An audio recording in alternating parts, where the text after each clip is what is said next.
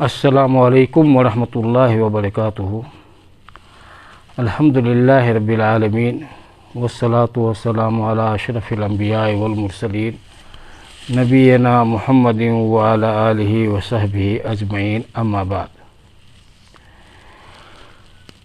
سامعین کرام، جیسا کہ ہم نے اس سے پہلے کئی دروس میں یہ سنا اور سمجھا کہ توحید کی 3 قسمیں ہیں، جن میں سے پہلی قسم توحید ربوبیت ہے، اور توحید ربوبیت کا اقرار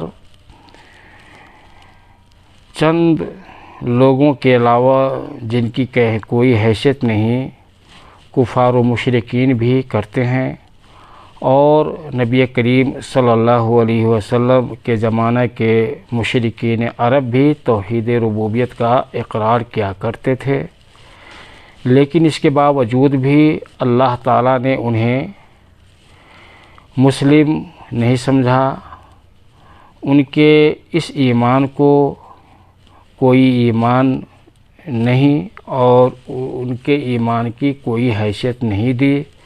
نبی کریم صلی اللہ علیہ وسلم نے انہیں توحید الوہیت کی طرف دعوت دی، اور جیسا کہ معلوم ہے اسی بنا پہ جنگ و جدال قتال تک کی نوبت آئی، اور اسی بنا پہ مسلمانوں کو مکہ چھوڑ کر ہجرت کرنا پڑا۔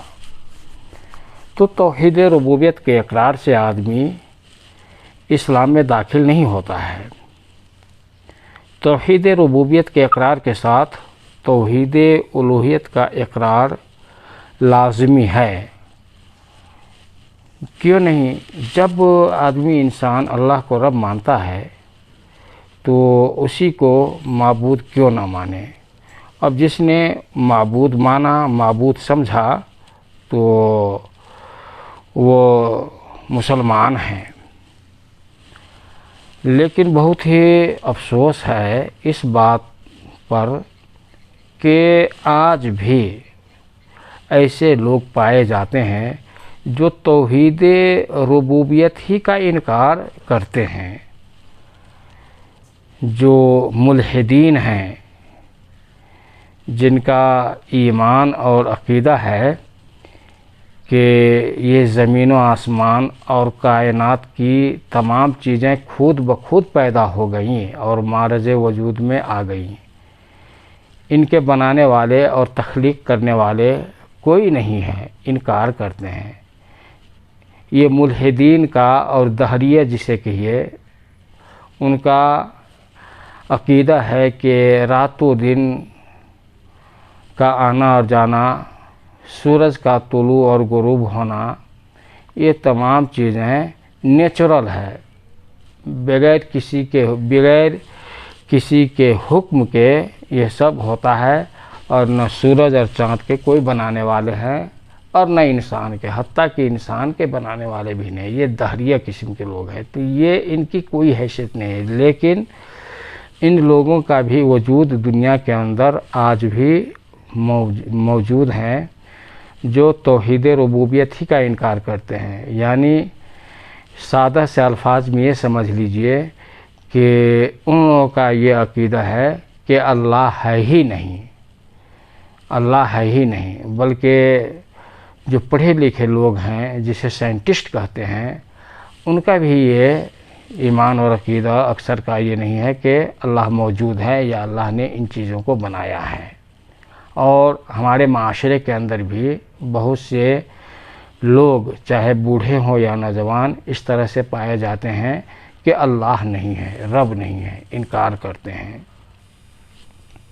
آج کے سبق میں ہم سمجھنے کی کوشش کریں گے کہ لوگ کس طرح توحید ربوبیت کا انکار کیے اور کس طرح سے منحرف ہیں۔ تو مختصراً یہ ہے کہ تین طرح سے لوگوں نے اللہ تعالیٰ کی ربوبیت کا انکار کیا ہے۔ یہ 3 قسمیں ہیں یا 3 طرح سمجھ لیجئے۔ پہلی قسم یہ ہے जहद रुबूबियत अल्लाह असलन व इनकार वजूद ही सुब्हानहू व तआला। पहली किस्म यह है कि अल्लाह ताला की रुबूबियत का ही इनकार कर देना और अल्लाह ताला के वजूद ही का इनकार कर देना कि अल्लाह ताला की न रुबूबियत के कायल और न अल्लाह ताला के वजूद का कायल हैं। और इस तरह के अकीदा रखने वाले लोग मुल्हिद हैं, फ़लसफ़ी हैं, और उनका अकीदा है कि यह मखलूक़ात जो है नेचुरल और तबीई तौर पे खुद ब खुद मारज़ वजूद में आ गई और ये रातों दिन भी खुद ब खुद आते और जाते रहते हैं। अल्लाह ताला ने इसका बयान कुरान मजीद के अंदर इस तरह फरमाया है, वक़ालू मा हिय इल्ला हयातुना दुनिया नमूतु व नहया व मा युहलिकुना इल्ला दहरु। कि ये मुल्हिद लोग कहते हैं कि ये दुनिया की ज़िंदगी और मौत ही असल चीज़ है, सिर्फ हम दुनिया ही में ज़िंदा रहते हैं और मरते हैं, इसके बाद कोई ज़िंदगी नहीं है। और जो हम ज़िंदा और मरते ये ज़माने की गर्दिश की वजह से, यानी अल्लाह ताला की जो कुदरत है और अल्लाह ताला का जो फ़ेल है, ये ज़िंदा करना और मारना और तदबीर कायनात, इन चीज़ों का इन लोगों ने असलन इनकार ही कर दिया है।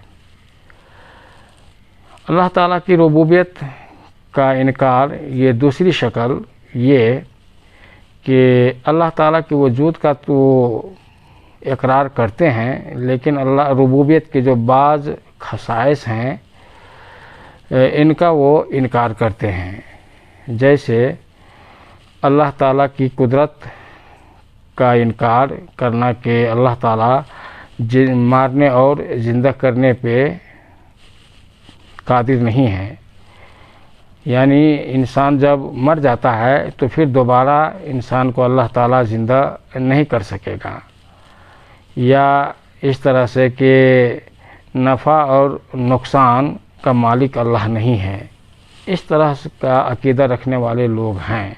तो अल्लाह ताला के वजूद का ये इकरार करने के बावजूद भी अल्लाह ताला के जो अफ़आल हैं इन बाज़ अफ़आल का इनकार करते हैं। इस तरीके से तीसरी किस्म जो अल्लाह ताला की रुबूबियत के इनकार में से है वो ये कि अल्लाह ताला की रुबूबियत के जो बाज़ खसाइस हैं ये गैरुल्लाह को देता है। अल्लाह के अलावा अल्लाह के जो काम हैं, अल्लाह के जो खसाइस और खुसूसियत हैं, इनमें से ये इन खुसूसियत को गैरुल्लाह के लिए सर्फ करते हैं।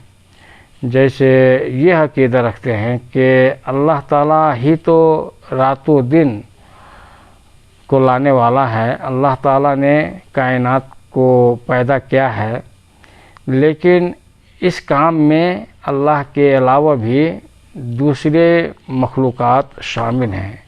अल्लाह ताला तो रब हैं, अल्लाह ताला ही ज़िंदगी और मौत देता, अल्लाह ताला ही नफ़ा और नुकसान का मालिक है, लेकिन इन चीज़ों में गैर भी शरीक हैं। तो इस तरह का अक़ीदा रखने वाले लोग अल्लाह ताला की रुबूबियत में शिर्क करने वाले हैं और वो बहुत ही बड़े मुशरिकीन हैं।